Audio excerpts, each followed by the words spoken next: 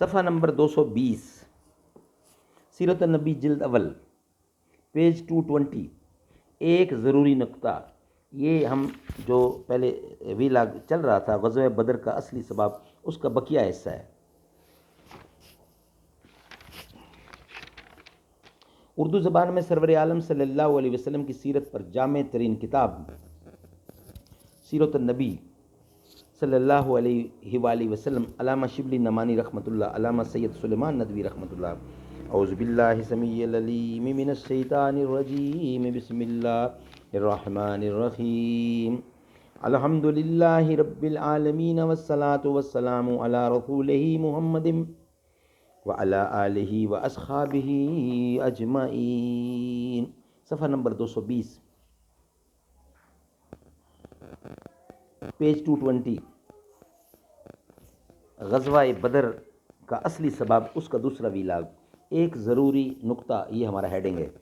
گویا امر اب قطعی طور پر ثابت ہو گیا کہ غزوہ بدر کا سبب کاروان تجارت پر حملہ کرنا نہ تھا، تاہم اس گروہ یعنی اس گرہ کا کھولنا ضرور ہے کہ ایسے صاف اور صحیح واقعہ کے متعلق تمام ارباب سیر نے متفقاً کیوں غلطی کی، اور صحیح بخاری وغیرہ میں یہ تصریحات کیوں پائی جاتی ہیں۔ بدر کی ابتدا قافلہ ہی پر حملہ کرنے کی غرض سے ہوئی تھی۔ اصل یہ ہے کہ اصول جنگ کے موافر اکثر غزوات میں یہ ظاہر نہیں کیا جاتا تھا کہ کدھر جانا اور کس غرض سے جانا ہے، مقصود ہے۔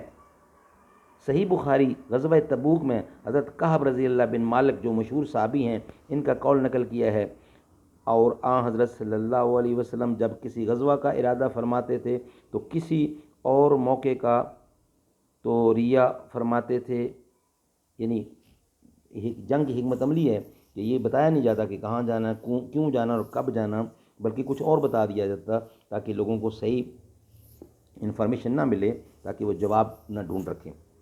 توریا کے معنی شارحین بخاری نے یہ لکھے ہیں کہ آپ ایسے موقع پر مبہم اور متحمل مغیین الفاظ استعمال کرتے تھے۔ گو میرے نزدیک یہ کلیہ اس معنی میں صحیح نہیں، تاہم واقعات کے استقصاء سے یہ ضرور ثابت ہوتا ہے کہ بعض موقعوں پر واقعہ اس طرح مبہم رکھا جاتا تھا کہ لوگ مختلف قیاس پیدا کرتے تھے۔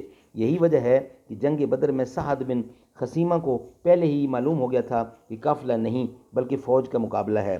بخلاف اس کے صحیح بخاری میں انہی کعب رضی اللہ بن مالک کا قول منقول ہے کہ بدر میں صرف قافلہ سے تعرض کرنا مقصود تھا۔ دیباچہ میں ہم لکھ آئے ہیں کہ راوی، جس میں صحابہ رضی اللہ بھی داخل ہیں، بہت سے موقعوں پر جو واقعہ بیان کرتا ہے وہ حقیقت میں واقعہ نہیں بلکہ اس کا استنباط ہوتا ہے، یعنی اس نے اس کو یوں ہی سمجھا۔ بدر میں بھی یہی صورت پیش آئی، اور اس لیے یہ کوئی تعجب کی بات نہیں کہ صحابہ نے مختلف قیاس کیے، اور جو قیاس مذاق عام کے مناسب تھا وہی پھیل گیا۔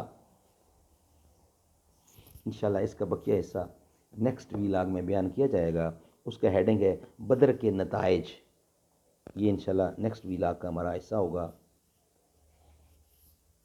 اللہ تعالی ہمیں اس پہ عمل کرنے کی توفیق عطا فرمائے۔ صدق اللہ العلی العظیم۔